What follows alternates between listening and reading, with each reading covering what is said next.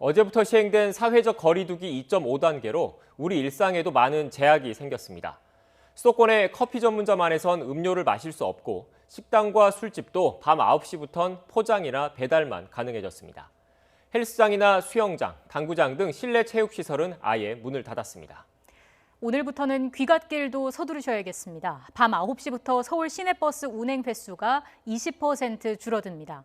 다만 혼잡 노선 20개, 심야버스, 마을버스는 감축 운행 대상에서 빠졌습니다. 수도권 학생들은 학교에 이어서 오늘부턴 학원도 못 갑니다. 대면 수업은 금지되고 온라인 수업만 가능하기 때문입니다. 기존 300명 이상 대형 학원에 더해서 중소형 학원까지 방역 강화 조치가 확대됐습니다. 10명 미만의 학생을 받는 교습소만 방역 수칙을 준수하면서 운영할 수 있습니다. 교습소로 신고돼 있더라도 체육시설이라면 운영 금지 대상입니다. 학원에 못 가는 학생들이 몰려 방역의 사각지대로 꼽혔던 독서실과 스터디 카페도 예외는 아닙니다. 집합금지 조치를 위반하면 감염병 예방법에 따라 300만 원 이하의 벌금을 부과받을 수 있고 해당 시설에서 확진자가 발생할 경우 입원비와 치료비 그리고 방역 비용을 물어내야 할 수도 있습니다. 오늘부터 딱 일주일 방역당국은 흩어져야 산다고 강조했습니다. 역설적이지만 코로나19 시대에 연대하는 방법은 모두가 흩어지는 것이며 사람 간 거리를 두는 것입니다. 그럼 취재기자 연결해서 자세한 코로나19 상황 정리해 보겠습니다.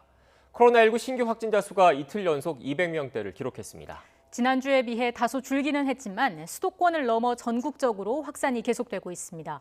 취재기자 연결합니다. 김종균 기자.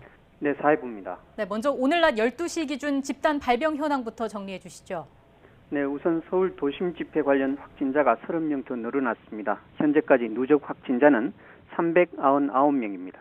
다음은 교회 관련 집계입니다. 서울 성북구 사랑제일교회 확진자가 21명 추가됐습니다. 누적 확진자는 1016명입니다. 서울 영등포구 권능교회 관련 접촉자 조사 중 확진자가 12명 더 나왔습니다. 또 서울신학교 관련 확진자도 9명이 추가돼 누적 확진자는 31명이 됐습니다. 다음은 서울 마포구에 있는 군 관련 사무실 접촉자 조사 중 8명이 추가 확진됐습니다.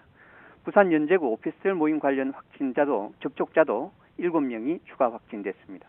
마지막으로 제주 게스트하우스 관련 확진자도 6명이 더 나왔습니다. 이처럼 수도권에서 시작된 집단 발병이 꼬리를 물며 전국 곳곳으로 확산하고 있습니다. 더구나 감염 경로가 확인되지 않은 환자 비율이 22%를 넘은 것으로 나타났습니다. 이는 4월 집계를 시작한 이후 최고 수치인데 추가 확산 방지에 어려움이 예상됩니다. 일요일인 어제 신규 확진자 수는 좀 줄었죠?